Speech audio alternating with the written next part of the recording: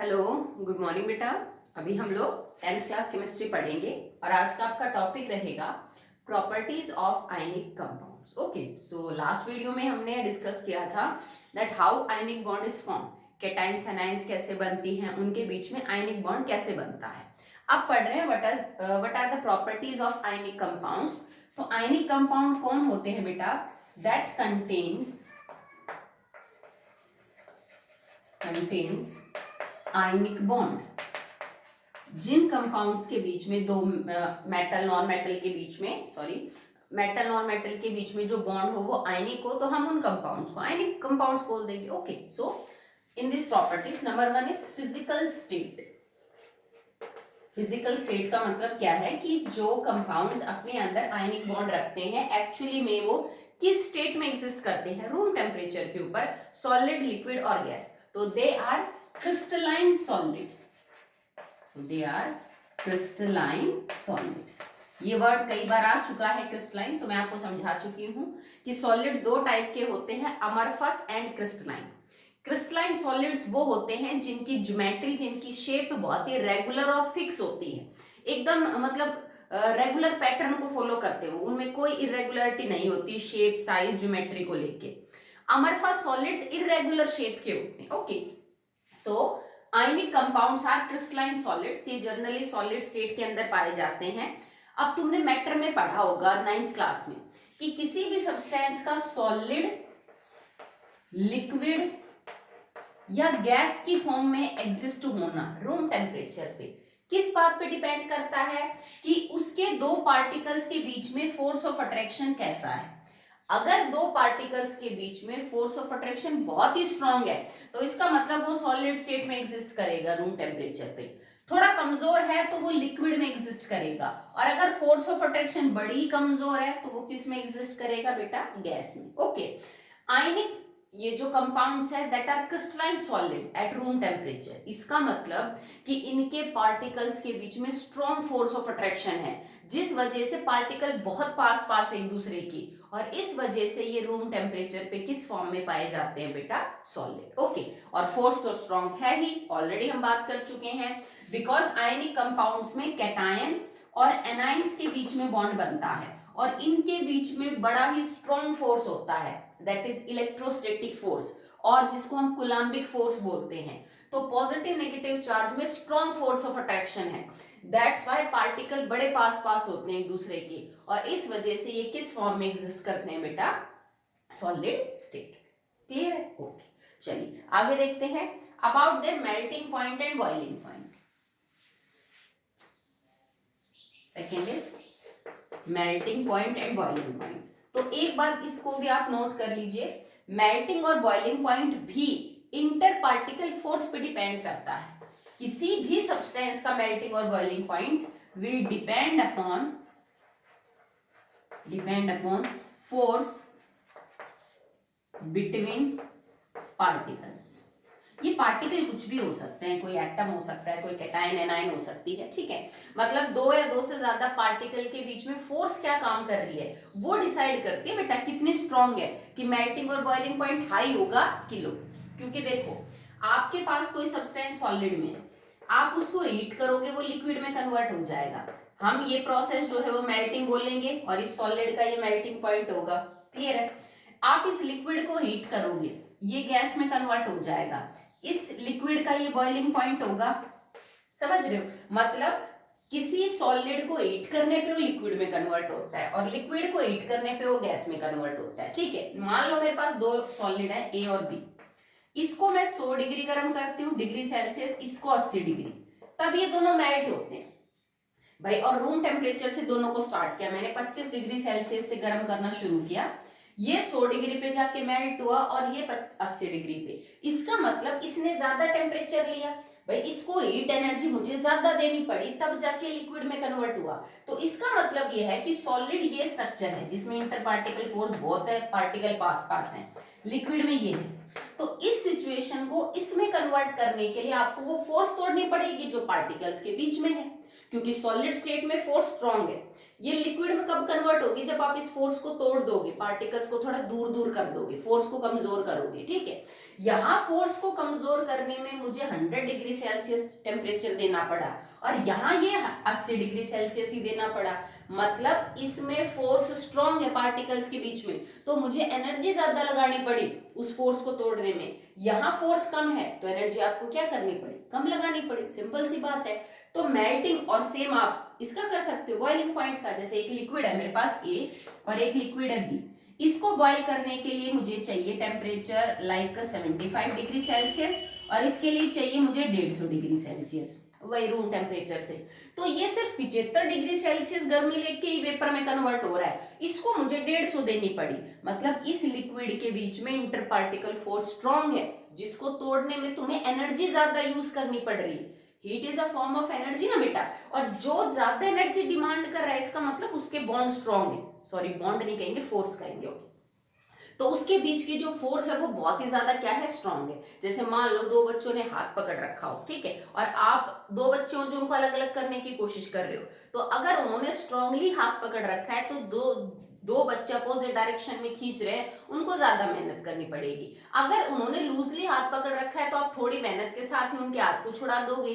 Same is with melting and boiling point. तो इनका भी बेटा लो ज्यादा कम ये किस बात पे डिपेंड करता है कि इंटर पार्टिकल फोर्स कैसी है, और आयनिक कंपाउंड्स में तो ये बड़ी स्ट्रांग होती है between positive and negative charge. तो ionic compounds have high melting and boiling point. High का कोई वैल्यू नहीं है कि 1000 है, 2000 है, 4000 है, कंपैरेटिवली बोला जाता है कि यूजुअली इनका अच्छा खासा मिलेगा आपको। ये लो बॉइलिंग या लो मेल्टिंग नहीं मिलेंगे लिक्विड आपको कि आपने गैस पे रखा और पिघल गया ना। तुमने नमक देखा है ना, NaCl आयनिक कंपाउंड है, हमने एग्जाम्पल में पढ़ा। कभी नमक को कढ़ाई में रख के 2 चम्मच ही रख लो और उसको गर्म करके देखना, वो लिक्विड में कन्वर्ट नहीं होगा तुम्हारी कढ़ाई पे, क्योंकि इसको पिघलने के लिए, नमक is in the solid state ना, इसको पिघलने के लिए जितना टेम्परेचर चाहिए वो आप अपनी गैस स्टोव से, LPG से प्रोवाइड नहीं कर सकते हो। तो यूजुअली इनका क्या होता है बेटा, हाई। कारण पूछे तो सीधा सा है, कारण तो यही है बेटा कि इंटर पार्टिकल जो फोर्स है वो इतनी ज्यादा स्ट्रॉन्ग है कि तोड़ने में आपको हीट एनर्जी बड़ी ज्यादा लगानी पड़ेगी, okay, that's why temperature is so high, okay. अब विद एग्जांपल हम कुछ डिस्कस कर लेते हैं कुछ सिंपल कंपाउंड्स का मेल्टिंग और बॉइलिंग पॉइंट, ताकि आपको आइडिया हो जाए कि हाई है तो कितना हाई है, ठीक है। जैसे मान लो हम NaCl के केस में ही बात कर रही थी, तो NaCl का जो मेल्टिंग पॉइंट है केल्विन के अंदर डिस्कस करेंगे, वो 1074 केल्विन है, ये मेल्टिंग पॉइंट है, ठीक है, और ये बॉइलिंग पॉइंट है।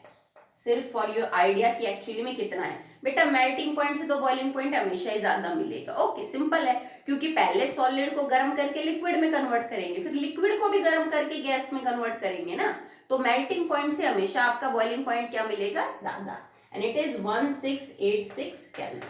ये देखो इतना 1000 केल्विन तक तो ये पिघलेगा। अब 1000 केल्विन तो आप प्रोवाइड नहीं कर सकते हो अपनी गैस स्टोव और बर्नर से, और इस टेम्परेचर पे जाके ये क्या होगा बेटा, बॉयल होने लग जाएगा, मतलब पहले लिक्विड फिर इसके वेपर बनेंगे।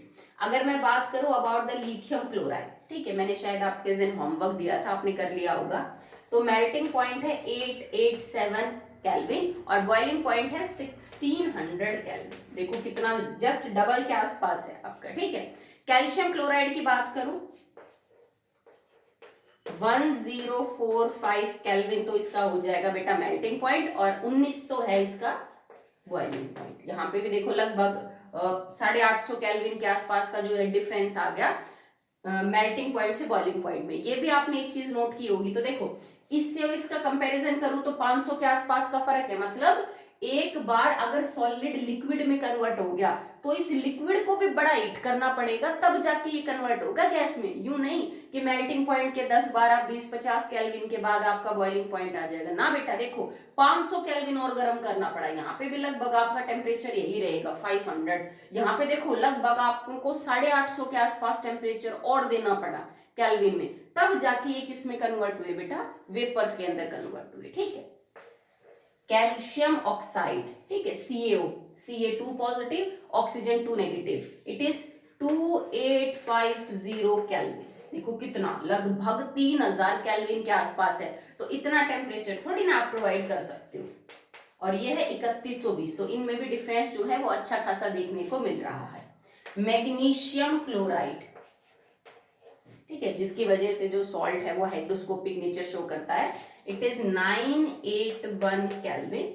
मतलब कंपैरेटिव इन सब के जितने भी एग्जांपल हमने किए हैं, लिथियम क्लोराइड को अगर मैं छोड़ दूं तो इसका कम ही है, बहुत ज्यादा नहीं है इनके कंपैरिजन में, एंड इट इज 1685 केल्विन। तो ये हमने कुछ सिंपल जो आयनिक कंपाउंड्स हैं उनकी थोड़ा बॉइलिंग और मेल्टिंग पॉइंट का डाटा लिखा ताकि आप कंपैरेटिव स्टडी कर सके। अब देखो सबका बराबर रहेंगे, अगर मैं कैल्शियम ऑक्साइड का कंपैरिजन मैग्नीशियम क्लोराइड से करूं तो बहुत ज्यादा डिफरेंस है। देखो कितना, लगभग 2000 केल्विन का फर्क है, जबकि दोनों ही आयनिक कंपाउंड है। तो वो क्या चीज है जो इनके बॉइलिंग पॉइंट को, मेल्टिंग पॉइंट को इतना डिफरेंशिएट कर रही है? देखो यहाँ पे कितना फर्क हो गया, यहाँ पे कितना फर्क। तो जाहिर सी बात है बेटा कि कैल्शियम ऑक्साइड के बीच में इंटर पार्टिकल फोर्स बड़ी ज्यादा है, और मैग्नीशियम क्लोराइड के केस में ये इंटर पार्टिकल फोर्स कम है। सिंपल सी बात है, ठीक है, कि इंटर पार्टिकल फोर्स इतनी ज्यादा स्ट्रांग है that you have to heat more and more, ताकि आपका सॉलिड लिक्विड और लिक्विड गैस में कन्वर्ट हो। अगर किसी का कम लग रहा है आपको बाकी किसी दूसरे के कंपैरिजन में, तो मतलब उसके अंदर इंटर पार्टिकल फोर्स क्या है बेटा? आपकी कम है, सिंपल है। ओके, तो that will be all in the melting and boiling point category. और ये जो हीट आप दे रहे हैं, this is nothing but the form of energy, ठीक है। तो जब हमें किसी भी फोर्स को तोड़ना है, ऑलरेडी कोई फोर्स, जैसे चुंबक का एग्जांपल ले लो, तुम दो चुंबक को पास लेके आए, उन्होंने आपस में एक दूसरे को अट्रैक्ट कर लिया। अब अगर आप इन चुंबक को दूर ले जाना चाहते हो तो इनके बीच में फोर्स डेवलप हुई, इन्होंने आपस में एक दूसरे को अट्रैक्ट किया, इनके बीच के फोर्स ऑफ अट्रैक्शन को तोड़ने के लिए आपको मेहनत करनी पड़ती है, चुंबक को दूर दूर खींचना पड़ता है। समझ रहे हो ना? सेम चीज है, हमें भी बस वही मेहनत करनी है। वो एनर्जी हम यहाँ हीट की फॉर्म में दे रहे हैं, because temperature is nothing but the degree of hotness and coldness. Simple है, ठीक है। तो दो प्रॉपर्टी हो चुकी है, आगे देखिए थर्ड।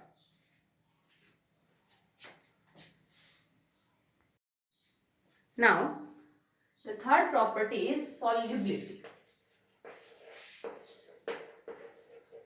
Solubility, ठीक है, मतलब आयनिक कंपाउंड्स किस में सॉल्युबल है किस में नहीं है। तो देखो अगर कहीं भी थोड़ा भी कंफ्यूजन है तो नमक तो सबके घर में, आप आराम से रिलेट कर सकते हो, नमक पानी में बड़े अच्छे से घुलता है, ठीक है। So ionic compounds are very much soluble in the polar solvents.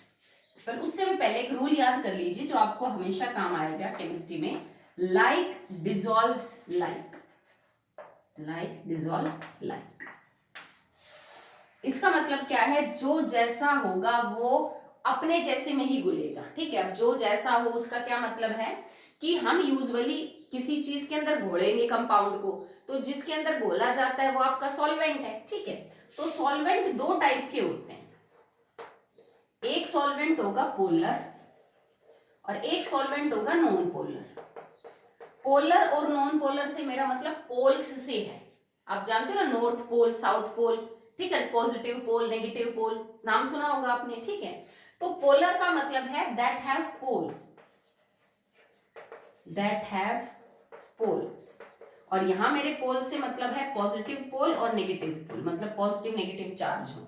Non polar का मतलब है that do not have poles, मतलब जिसमें पॉजिटिव और नेगेटिव पोल्स ना हो, ठीक है।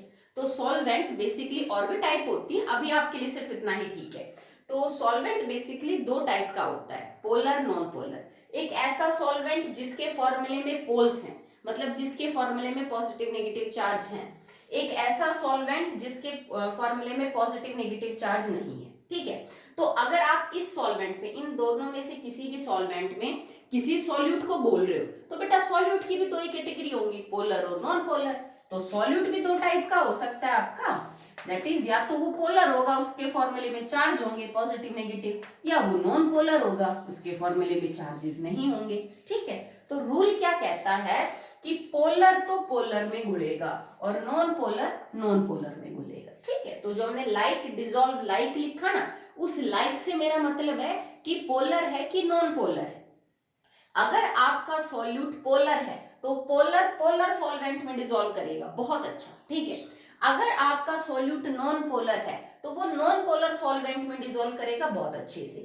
एक पोलर नॉन पोलर सॉल्वेंट में डिसॉल्व नहीं करेगा और non polar solute polar solvent के अंदर डिसॉल्व नहीं करेगा। सिंपल सी बात है, ठीक है। चलो याद रखना, ये हमेशा काम आएगा आपको। कभी भी सॉल्युबिलिटी चेक करने के लिए एक क्राइटेरिया आपका हमेशा यही रहेगा, दैट लाइक डिसॉल्व्स लाइक। बस आपको ये पता करना पड़ेगा कि आपका सॉल्यूट और सॉल्वेंट पोलर है या नॉन पोलर। वो देखने भर से पता चल जाता है। जब आप केमिस्ट्री पढ़ोगे तो आप हैबिचुअल हो जाओगे कि देखते बता सकते हो इज इट पोलर और नॉन पोलर। ओके, चलिए अब एक दो एग्जांपल से समझते हैं इसको।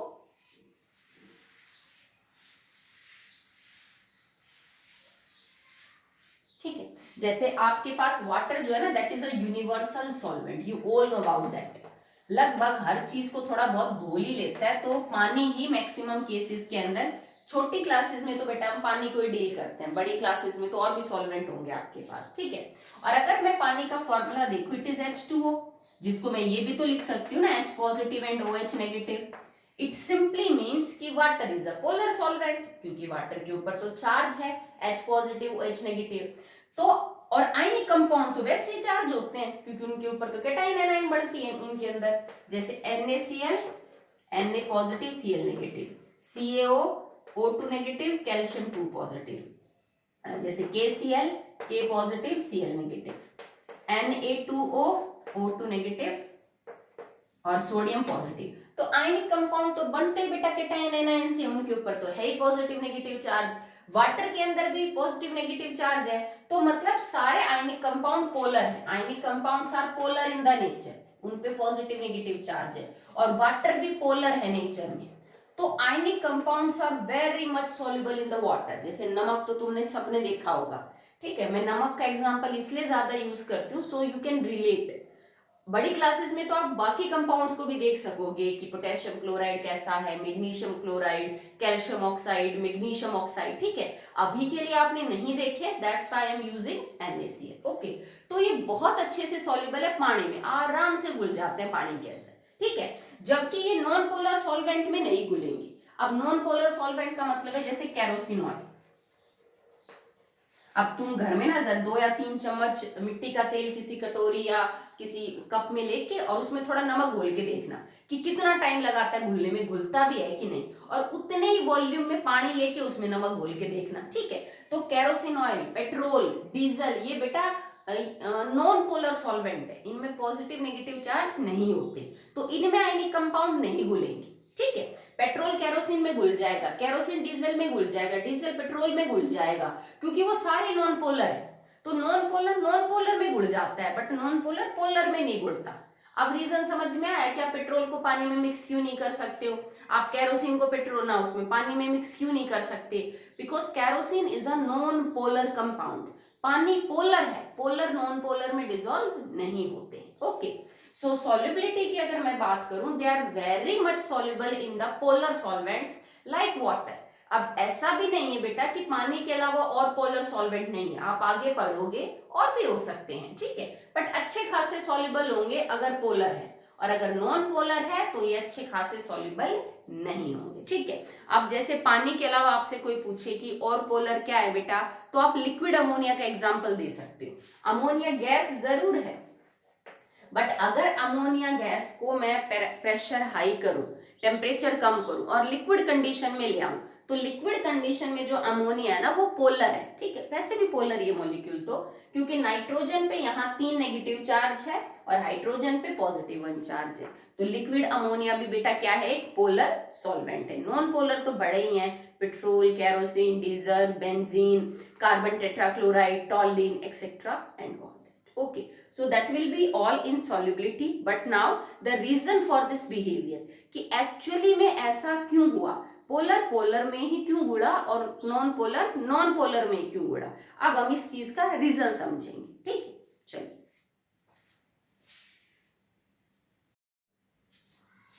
सो now the reason for like dissolves like, ठीक है। होता क्या है बेटा कि जब आप मान लीजिए पानी के अंदर आप डिसॉल्व कर रहे हो, लिथियम क्लोराइड ले लो, कैल्शियम ऑक्साइड ले लो, ठीक है। चलो हम कैल्शियम ऑक्साइड का एग्जांपल लेते हैं।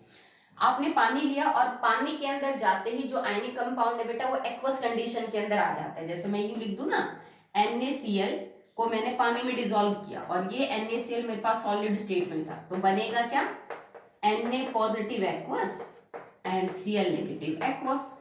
ये चीज मैं आपको शायद सेकंड चैप्टर में समझा चुकी हूँ, जब हमने ये पढ़ा था कि एसिड और बेस होने के लिए, बिहेवियर के लिए पानी क्यों जरूरी है। सेम चीज यहाँ पे भी आपको यूज करनी है, ठीक है। वहां पे हमने एसिड और बेस का एग्जांपल लिया, यहाँ पे हम आयनिक कंपाउंड का एग्जांपल लेंगे। ओके, जैसे किसी भी आयनिक सॉलिड को जब आप पानी में डालोगे तो वो इस फॉर्म में एग्जिस्ट करता है, मतलब तुमने बॉन्ड तोड़ दिया भाई, Na और Cl के बीच का बॉन्ड टूटा तभी तो ये आयंस बाहर आए ना।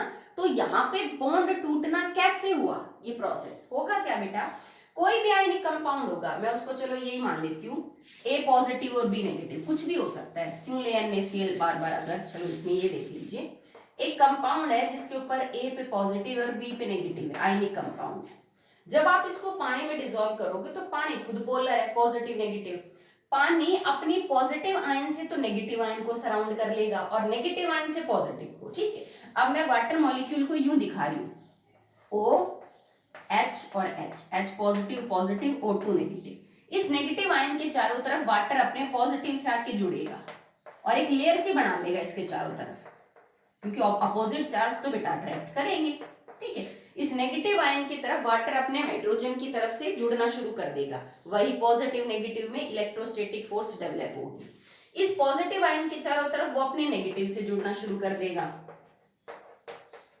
मतलब ये बॉन्ड नहीं बन रहा बेटा कोई, आप यूं सोचो कि मैडम A पॉजिटिव और ऑक्सीजन में कोई बॉन्ड बन गया, B और H पे नहीं, बॉन्ड नहीं बन रहा, अपोजिट चार्जेस में फोर्स ऑफ अट्रैक्शन है, ठीक है। अब देखो सिचुएशन क्या है, A के चारों तरफ, A पॉजिटिव के चारों तरफ ऑक्सीजन, पानी के ऑक्सीजन उसकी को अपनी तरफ अट्रैक्ट कर रहे हैं, B नेगेटिव को पानी के हाइड्रोजन अपनी तरफ अट्रैक्ट कर रहे हैं, मतलब A और बीच में बॉन्ड है, ठीक है। अब कोई आ गया है जो A को अपनी तरफ अट्रैक्ट कर रहा है, B को अपनी तरफ, ठीक है। तो एक्चुअली में क्या होगा, A और B के बीच का बॉन्ड कमजोर होगा, क्योंकि अब A को कोई अपनी तरफ खींच रहा है, B को कोई अपनी तरफ खींच रहा है, तो धीरे धीरे A और B का बीच जो बॉन्ड है वो कमजोर होगा, जैसे हम रस्सा कस्सी करते हैं सेम वैसे ही। तो धीरे धीरे इस खींचातानी में A और B के बीच का बॉन्ड कमजोर होगा और फाइनली टूट जाएगा।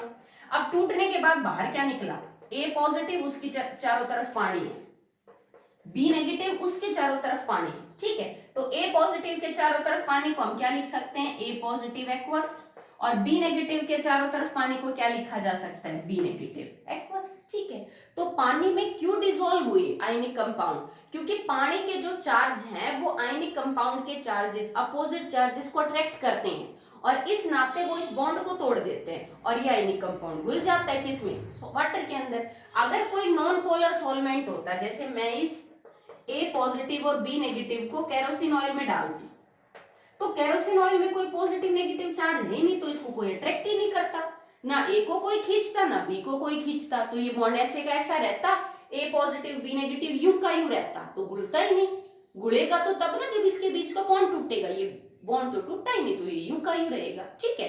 तो लाइक डिसॉल्व लाइक में जब आपका पोलर सॉल्वेंट होता है तो पोलर सॉल्वेंट अपने पॉजिटिव नेगेटिव चार्ज से आयनिक कंपाउंड के अपोजिट चार्ज को अट्रैक्ट करता है और वो धीरे धीरे आयनिक कंपाउंड का बीच का जो बॉन्ड है आयनिक, उसको कमजोर करता है और फाइनली बॉन्ड टूट जाता है, that's why they dissolve in the water. Simple है, ऐसी कोई थ्योरी काम नहीं करती जब आप किसी नॉन पोलर को पोलर में या इसको पोलर को नॉन पोलर में डिसॉल्व करते हो, that's why they will not dissolve. समझ आया बेटा, ठीक है। Now the last property is conductivity, electrical conductivity.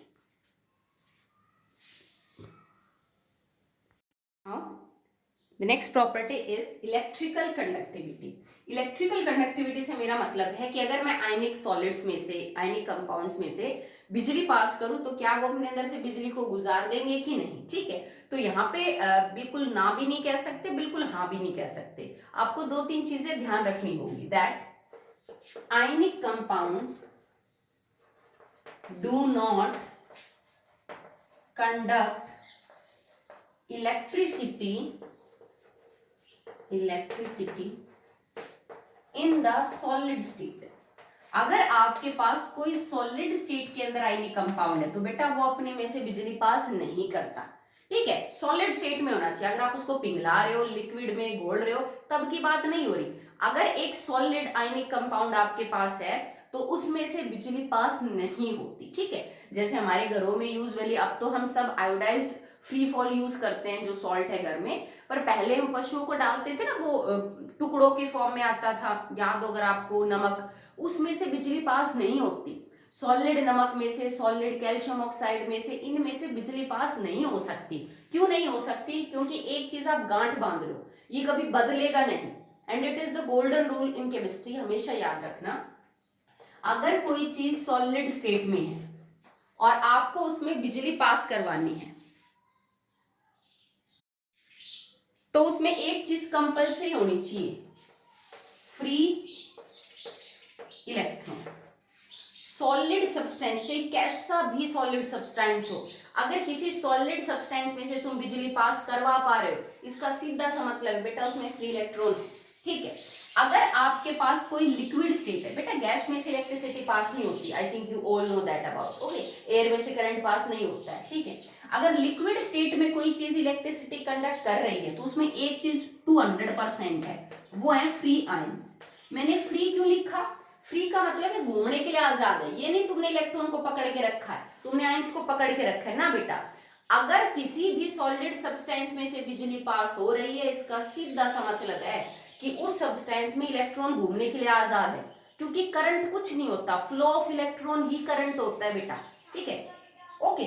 और लिक्विड स्टेट में इसका मतलब सॉल्यूशन में आयंस घूम रही है फ्री, तब इलेक्ट्रिसिटी कंडक्ट हो रही है, ओके। तो आयनिक कंपाउंड्स का क्योंकि जो स्ट्रक्चर है ना वो बड़ा रेगुलर है, हमने बोला क्रिस्टलाइन सॉलिड है, जिनकी ज्योमेट्री बड़ी रेगुलर है। जैसे दीवार के अंदर ईंटों की चिनाई कर रखी है, एक ईंट के बाद एक रेगुलर मैनर में कर रखी है। क्या कोई ईंट घूमने के लिए आजाद होती है कि हाँ थोड़ी देर में इधर चलेगी, थोड़ी देर में इधर चलेगी? नॉट पॉसिबल ना, ठीक है। वही चीज है सॉलिड सब्सटेंस के साथ आयनिक के केस में, कि आयंस तो है पर वो इतनी फिक्स है अपनी जगह पे कि हिल नहीं सकती, वो अपने रेगुलर ऑर्डर को छोड़ ही नहीं सकती हैं, वो आजाद नहीं है कि कहीं भी चली जाएगी सोडियम और कहीं भी चली जाएगी क्लोरीन आयन, नो बेटा वो फिक्स है। तो सॉलिड स्टेट में इलेक्ट्रिसिटी कंडक्ट नहीं करती, बट लिक्विड स्टेट में वो इलेक्ट्रिसिटी कंडक्ट करती हैं। आप लिख सकते हो but in molten state and in the aqueous state. Molten से मेरा मतलब है बेटा पिघला हुआ, मोल्टन का मतलब होता है पिघला हुआ।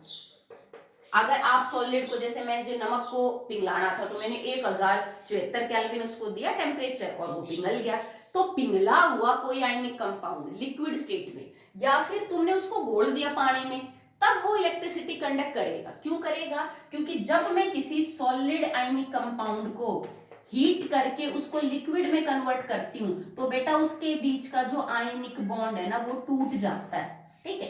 अब सॉलिड स्टेट में ये था Na positive Cl negative bond था, लिक्विड कंडीशन में आते ही Na पॉजिटिव अलग हो जाता है और Cl नेगेटिव अलग हो जाता है, वो स्ट्रक्चर टूट जाता है जिसके अंदर हर चीज फिक्स है। यूं समझ लीजिए जो दीवार ईंटों की बनी थी वो ढह गई, अब आपकी ईंटें अलग अलग वो इधर उधर मूव कर सकती हैं। तो लिक्विड कंडीशन में ये आयंस फ्री होती है घूमने के लिए, क्योंकि स्ट्रक्चर टूट गया, कोलैप्स हो गया सारा का सारा स्ट्रक्चर, ठीक है।